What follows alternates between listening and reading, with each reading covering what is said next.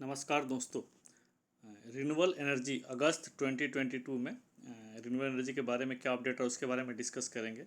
और part one already मैंने cover कर रखा है, जो कि मेनली सेंट्रल स्टेट गवर्नमेंट का क्या पॉलिसी अपडेट रहा, क्या इन्वेस्टमेंट रहा, क्या रेगुलेटरी अपडेट रहा, और भी बहुत सारी मिसलेनियस एक्टिविटी जो भी है मैंने पार्ट वन में ऑलरेडी कवर कर रखा है। जो पार्ट टू है अगस्त के बारे में, जो स्पेसिफिकली इस पर्टिकुलर मंथ्स में कौन से टेंडर निकले रिन्यूएबल एनर्जी के रिलेटेड, प्लस क्या जनरेशन है इस पर्टिकुलर मंथ्स में सोलर और विंड का, और क्या कैपेसिटी इंस्टॉल्ड हुई रिन्यूएबल एनर्जी का, उसके बारे में डिस्कस करते हैं। तो अगर हम बात करें टेंडर्स के, तो टेंडर्स को मैं तीन कैटेगरी में डिवाइड करता हूँ, जिसमें कि डेवलपर मोड में क्या टेंडर्स हुआ, जिसमें कि टैरिफ बेस्ड बिडिंग होती है। सेकेंड पार्ट जो ईपीसी मोड में होता है, जिसमें प्रोजेक्ट कॉस्ट पे बिडिंग होती है। और थर्ड पार्ट जो रूफटॉप और स्मॉल स्केल के जो प्रोजेक्ट्स होते हैं उस बारे में कवर करता हूँ। तो जो डेवलपर मोड में मेनली चार टेंडर्स निकल के आए। जो चार टेंडर्स इस पर्टिकुलर मंथ में अगस्त में इशू हुए। फर्स्ट है Maharashtra state electricity distribution company limited. ये बेसिकली महाराष्ट्र की डिस्कॉम है। ये उसने 250 मेगावाट का रिन्यूएबल एनर्जी का विद एनर्जी स्टोरेज सिस्टम का निकाला था महाराष्ट्र में ही। ये महाराष्ट्र का मतलब ये कि पर्टिकुलर इस स्टेट्स में ही प्रोजेक्ट्स लगेंगे। सेकंड है M S E D C L का ही है, Maharashtra state electricity distribution company. उसने 1000 मेगावाट का सोलर का निकाला है। और थर्ड जो है सेम महाराष्ट्र का ही है, जो कि M S D C L ने निकाला है। और ये P M Kusum basically M N R E की एक स्पेशल स्कीम है, पी एम कुसुम, जिसमें तीन कंपोनेंट है, component A, component B, component C. तो कंपोनेंट ए जो बेसिकली है renewable energy project specifically solar के लिए है, वो टेंडर। तो उस कंपोनेंट ए में पीएम कुसुम स्कीम के कंपोनेंट ए में 298 मेगावाट का एमएसडीसीएल ने टेंडर निकाला है। और काफ़ी डिटेल में मैंने पीएम कुसुम पे मैंने वीडियो बना रखे हैं, तो आप उसमें जाकर देख सकते हैं कि कंपोनेंट ए में क्या है, कंपोनेंट बी और कंपोनेंट सी के बारे में क्या है। जो नेक्स्ट टेंडर है जीओवीएनएल का है, गुजरात ऊर्जा विकास निगम लिमिटेड। इसने 500 मेगावाट ऑब्लिक 1000 मेगावाट आवर। तो बेसिकली मैं आपको यहाँ पर डिटेल बता दूँ कि ये न सोलर का है न विंड का, ये basically stand alone battery energy storage system का निकाला है। और इस पे डिटेल में मैंने ऑलरेडी वीडियो जो है सेकी का एक टेंडर था, जो कि इस अगस्त मंथ में ही रिवर्स ऑक्शन हुआ था। उसके डिटेल उसके आगे मैंने कवर किया रिवर्स ऑक्शन वाली कैटेगरी में। तो उसका रिवर्स ऑक्शन हुआ था। तो उस रिवर्स ऑक्शन में जेएसडब्ल्यू एनर्जी को जो लोवेस्ट बिडर निकल के आया था। तो इस पर्टिकुलर एनर्जी स्टोरेज सिस्टम, जो battery energy storage system, already मैंने एक डिटेल में वीडियो बना रखा है, आप मेरा देख सकते हैं चैनल पे जा करके। तो ये जो टेंडर है बेसिकली ये stand alone battery energy storage system का है जीओवीएनएल में। और आप अगर टेंडर डॉक्यूमेंट्स को अगर डिटेल में देखेंगे तो सेम ये सेकी का जो पैटर्न, उसी पैटर्न पर जीओवीएनएल ने निकाला है ये। तो ये बेसिकली प्रोजेक्ट का जो सोलर विंड और बैटरी के लिए जो टेंडर्स निकल के हैं, ये डेवलपर मोड में ये है। और अब नेक्स्ट है कैटेगरी जो ईपीसी मोड में। ईपीसी मोड में जो टेंडर्स निकलते हैं बेसिकली, इस पर जो बिडिंग होती है प्रोजेक्ट कॉस्ट पे बिडिंग होती है। तो मेनली जो ईपीसी टेंडर्स निकालते हैं ये जो पब्लिक सेक्टर या जो गवर्नमेंट कंपनी होती हैं सेंट्रल स्टेट गवर्नमेंट के, वो ईपीसी मोड में निकालते हैं। क्योंकि अगर उनको कहीं पर अवार्ड, अगर किसी डेवलपर मोड में या किसी प्रोजेक्ट में ऑक्शन में अगर उनको अवार्ड मिल जाता है, तो वो उसको प्रोजेक्ट एग्जीक्यूट करने के लिए ईपीसी मोड में निकालते हैं। या वैसे भी कहीं अगर प्रोजेक्ट्स उनको लगाना है तो गवर्नमेंट कंपनी को, सेंट्रल गवर्नमेंट कंपनी हो या स्टेट गवर्नमेंट कंपनी हो, उनको टेंडर्स निकालने ही पड़ते हैं। तो अगर हम बात करें ईपीसी मोड में टेंडर्स की, तो इरकॉन ने 500 मेगावाट का सोलर के लिए निकाला है कर्नाटका में। जो नेक्स्ट है Gujarat state electricity corporation limited. ये बेसिकली गुजरात की जेनको कंपनी है, उसने 220 मेगावाट का निकाला सोलर के लिए गुजरात में ही। जो नेक्स्ट कैटेगरी है, जो नेक्स्ट बेसिकली है, कैटेगरी नहीं बोल सकते, जो नेक्स्ट है एसजेवीएन ने निकाला है सतलुज जल विद्युत निगम लिमिटेड। और आप अगर देखेंगे पब्लिक सेक्टर को अगर आप ट्रैक करते हैं तो मेनली जो 4-5 कंपनियां काफ़ी एग्रेसिवली सोलर और रिन्यूएबल एनर्जी के फील्ड में कर रही हैं। एनटीपीसी, सेकी, एनएचपीसी के बारे में जानते ही हैं। एसजेवीएन भी काफ़ी एग्रेसिवली कर रहा है और भी बहुत सारे स्टेट्स की जो पीएसयू वो भी कर रही हैं। तो जो एसजेवीएन ने 100 मेगावाट का निकाला ईपीसी मोड के लिए पंजाब में। जो नेक्स्ट है मध्य गुजरात विद्युत कंपनी लिमिटेड। बेसिकली ये गुजरात की डिस्कॉम है, उसने 42.8 मेगावाट का सोलर का पीएम कुसुम कंपोनेंट सी के अंतर्गत निकाला है। जो नेक्स्ट है भोपाल म्यूनिसिपल कॉर्पोरेशन ने 21 मेगावाट का ईपीसी मोड में ही सोलर के लिए निकाला है। ये मध्य प्रदेश का म्यूनिसिपल कॉर्पोरेशन है। जो नेक्स्ट है Gujarat state electricity corporation limited GSECL ने 20 मेगावाट का सोलर निकाला है। नेक्स्ट है BPCL Bharat petroleum corporation limited ने 14 मेगावाट का निकाला ईपीसी मोड में, अपने प्लांट में ही लगाएगा ये। ये मध्य प्रदेश में उसका प्लांट है, रिफाइनरी प्लांट, वहाँ पर उसके लिए निकाला है ये। जो नेक्स्ट कैटेगरी SJVN है 15 मेगावाट का फ्लोटिंग सोलर हिमाचल प्रदेश में। अगर आप देखेंगे तो SJVN का जो है ये सेकी का टेंडर था डेवलपर मोड में 15 मेगावाट का, जिसमें कि SJVN जो लोवेस्ट बिडर्स निकल के आया था। अब उसको प्रोजेक्ट को एग्जीक्यूट करने के लिए SJVN ने EPC मोड में टेंडर्स निकाला ये। जो नेक्स्ट है West Bengal state electricity distribution company limited, basically West Bengal की डिस्कॉम है ये। उसने 10 मेगावाट के 2 टेंडर निकाले हैं वेस्ट बंगाल में। एक तो ग्राउंड माउंटेड सोलर प्रोजेक्ट्स के लिए निकाला 10 मेगावाट का, और जो प्लस नेक्स्ट है 10 मेगावाट का फ्लोटिंग सोलर के लिए निकाला ये वेस्ट बंगाल में। तो 10-10 मेगावाट के 2 प्रोजेक्ट्स 2 टेंडर निकाले हैं। जो नेक्स्ट है cradle Karnataka renewable energy development limited, basically ये वहाँ की रिन्यूएबल एनर्जी कंपनी है कर्नाटका की। उसने 5 मेगावाट का solar with 16 megawatt our battery energy storage system, तो ये बेसिकली स्पेसिफिक टेंडर हो गया सोलर विद स्टोरेज, ये कर्नाटका में निकाला है। तो टोटल ये 10 मेजर जो EPC मोड में जो टेंडर्स निकले हैं ये 10 मेजर प्रोजेक्ट्स के हैं। अब नेक्स्ट कैटेगरी जैसा कि जो रूफ टॉप और स्मॉल स्केल कैटेगरी, तो उसमें एक ही प्रोजेक्ट है 10.4 मेगावाट का रूफ टॉप सोलर में हरियाणा में निकला है with and without battery bank के लिए। ये पर्टिकुलर मंथ में, मतलब इस अगस्त मंथ में क्या टेंडर्स निकले उसकी लिस्ट रही। अब हम बात करते हैं जो पुराने टेंडर्स हैं जिनकी डेट एक्सटेंड की गई है, तो कौन कौन से किसकी डेट एक्सटेंड की गई है उसके बारे में कर लेते हैं।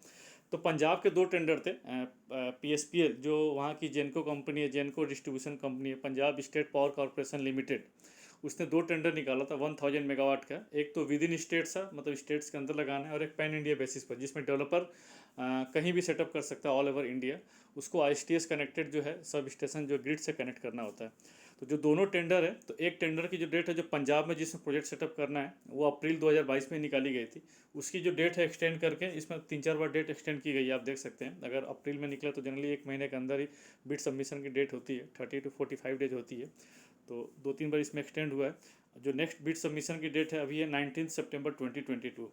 फिर जो PSPL का ही जो है, जो जिसको कि पैन इंडिया बेसिस पर प्रोजेक्ट्स लगाना मैंडेटरी नहीं है कि जो डेवलपर पंजाब में प्रोजेक्ट्स लगाए वो कहीं भी प्रोजेक्ट्स लगा सकता है ऑल ओवर इंडिया। इसकी भी जो डेट है एक्सटेंड करके 16 सितंबर 2022 कर दी गई है। फिर जो नेक्स्ट टेंडर है रम्स का है, ये बेसिकली रम्स जो है मध्य प्रदेश गवर्नमेंट और सेकी की जॉइंट वेंचर कंपनी है, जो कि जो मध्य प्रदेश में जो सोलर के टेंडर्स और डेवलपमेंट जो है सारा रम्स ही कर रही है। तो रम्स ने 750 मेगावाट का विंड सोलर हाइब्रिड का टेंडर निकाला था, ये अप्रैल में निकाला था। इसकी भी डेट एक्सटेंड करके 1 सितंबर 2022 कर दी गई है। फिर जो नेक्स्ट है GUVNL गुजरात ऊर्जा विकास निगम लिमिटेड, 700 मेगावाट का फेज 9, मतलब सोचे फेज 8 निकाल चुका है इससे पहले।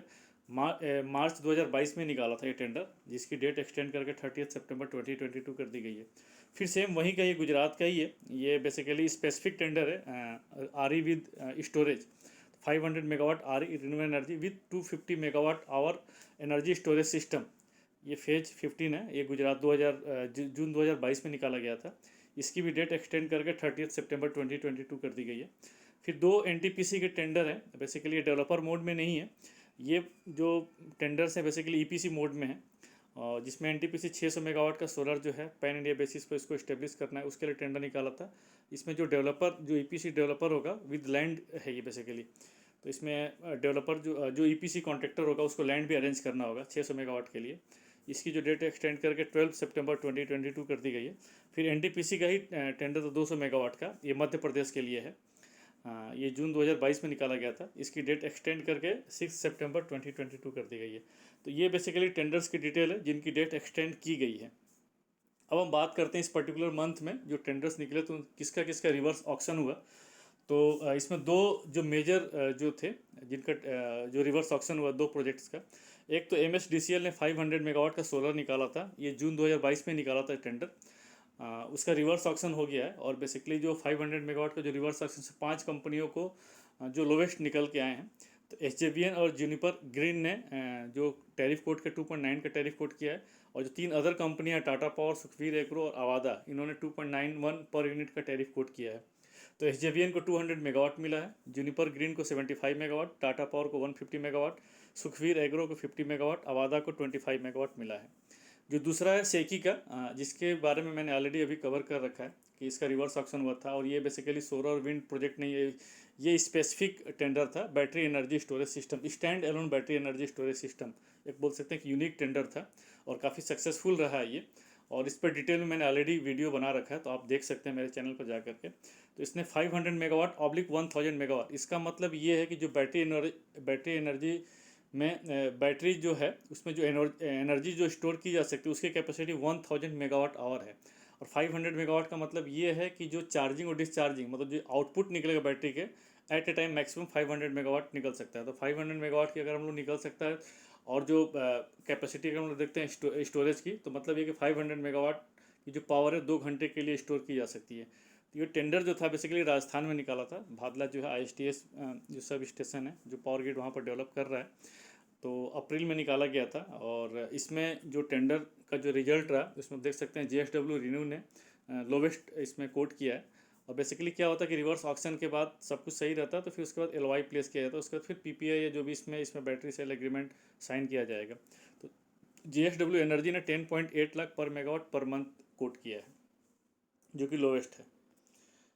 अब हम बात करते हैं जुलाई में। एक्चुअली क्या है कि हम अगस्त की बात कर रहे हैं, लेकिन अगस्त का न्यूज अभी नहीं आता। जो अभी मिनिस्ट्री चाहे जो CA जो है ये बाद में अपडेट करते हैं जैसे डेटा आता है। तो इसलिए 1 मंथ कैपेसिटी जो होती है जनरेशन की हो या इंस्टॉल कैपेसिटी, 1 मंथ पुरानी कैपेसिटी इसमें अपडेट की जाती है। तो हम जुलाई की बात करेंगे क्योंकि अभी अगस्त का फिगर नहीं आया है। तो जुलाई में जो टोटल कैपेसिटी लगी है रिन्यूएबल एनर्जी की अगर हम लोग बात करें तो 373 मेगावाट की बात करें। और मैं यहाँ पर बता दूं, अगर आप मेरा पुराना वीडियो देखेंगे तो रिन्यूएबल एनर्जी कैपेसिटी में मैं लार्ज हाइड्रो नहीं दिखाता था। हालांकि लार्ज हाइड्रो में बताता था कि रिन्यूएबल एनर्जी का पार्ट है, बट इंस्टॉल कैपेसिटी में नहीं दिखाता था। अब मैंने लार्ज हाइड्रो भी दिखाना शुरू किया है।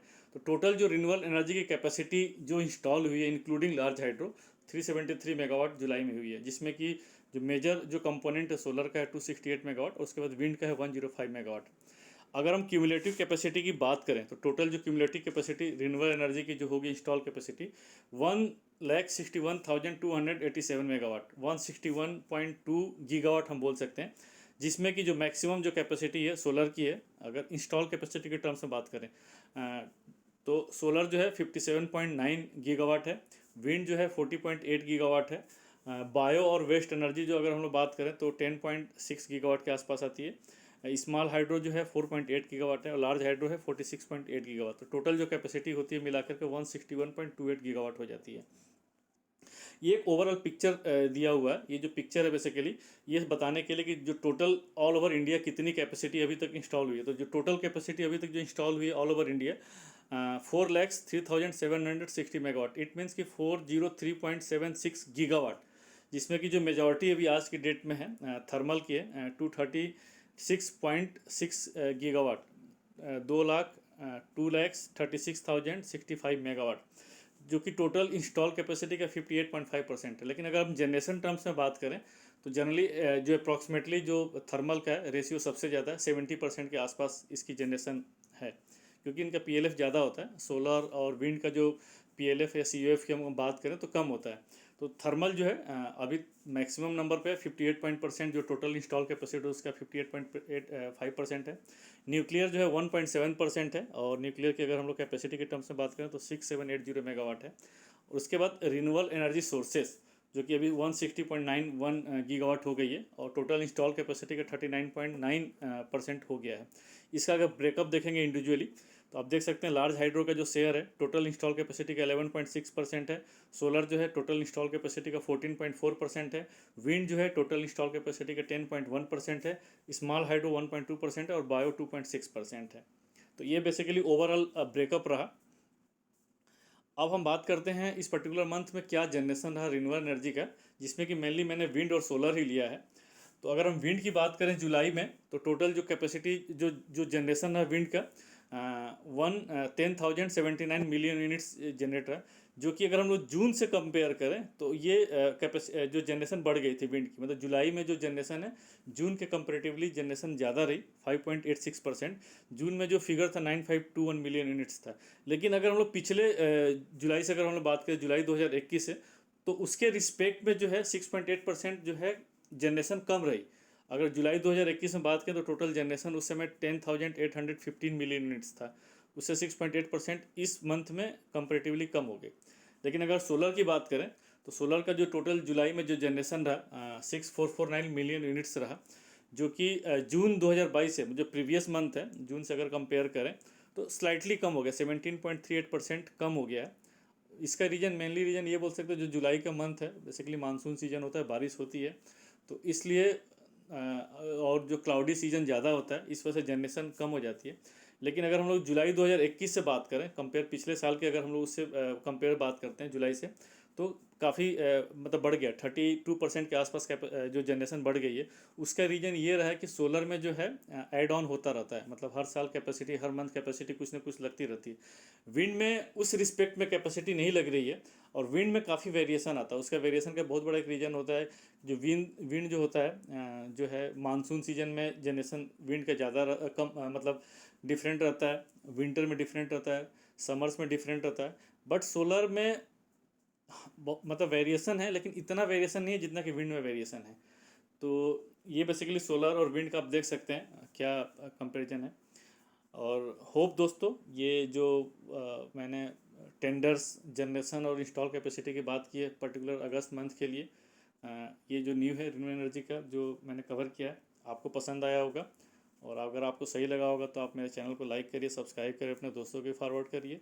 फिर मिलते हैं आपसे नेक्स्ट वीडियो में नए टॉपिक के साथ। थैंक यू, जय हिंद।